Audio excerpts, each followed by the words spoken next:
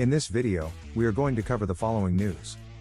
Fidelity will start offering Bitcoin as an investment option in 401k accounts.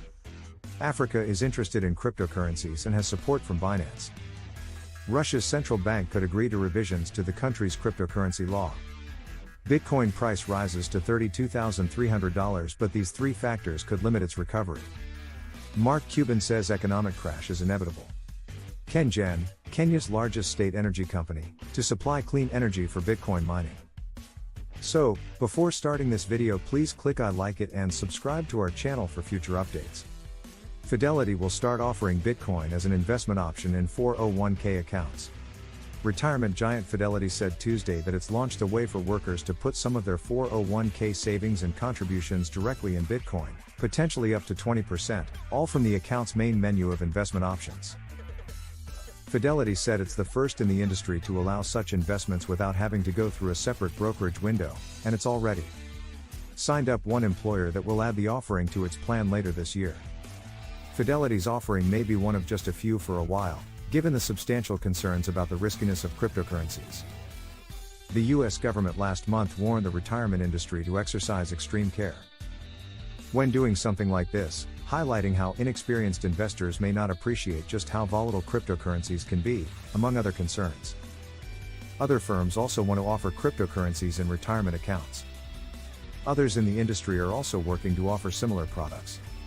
At For Us All, a 401k provider, the company announced a product in June 2021 to allow workers to put some of their 401k in cryptocurrencies by sending it to a self-directed window.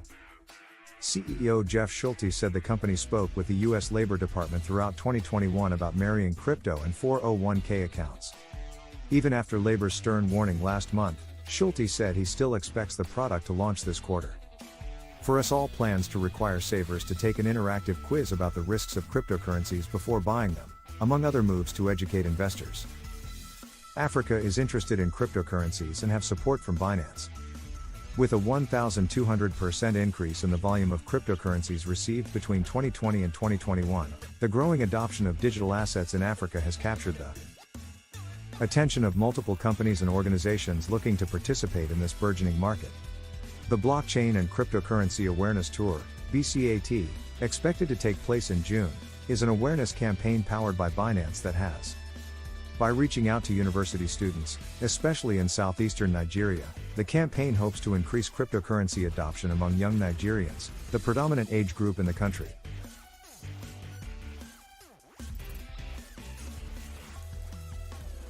Russia's central bank could agree to revisions to the country's cryptocurrency law. Russian central bank First Deputy Governor Ksenia Yudayeva said on Tuesday that the bank is open to using cryptocurrencies for international payments. Reuters reported, along with Russian media, which added that the bank was reconsidering its position on crypto mining as well. Yudayeva was quoted as saying, "We have changed our position on mining, and we also allow the use of cryptocurrencies in foreign trade and outside the country." Russia's government says cryptocurrency miners consume 2% of the total electricity in the country. The official statement, interspersed with announcements on national banking regulation, appears to be a concession to lawmakers preparing a new version of the law on digital currencies. The business daily Vedomosti reports that the finance ministry unveiled the draft of the law at a debate organized by the United Russia Party on Friday. At that debate, Anton Gorelkin, a member of the State Duma, the lower house of the Russian parliament, mentioned the need for the central bank to intervene. The draft has already taken into account input from numerous state agencies and ministries.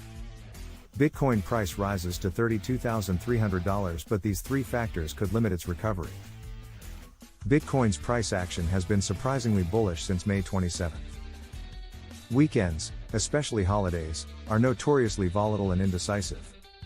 Bitcoin broke the downtrend by rising nearly 11% between May 27 and May 30, crossing the critical $28,600 level to climb back above $30,000 to $31,700.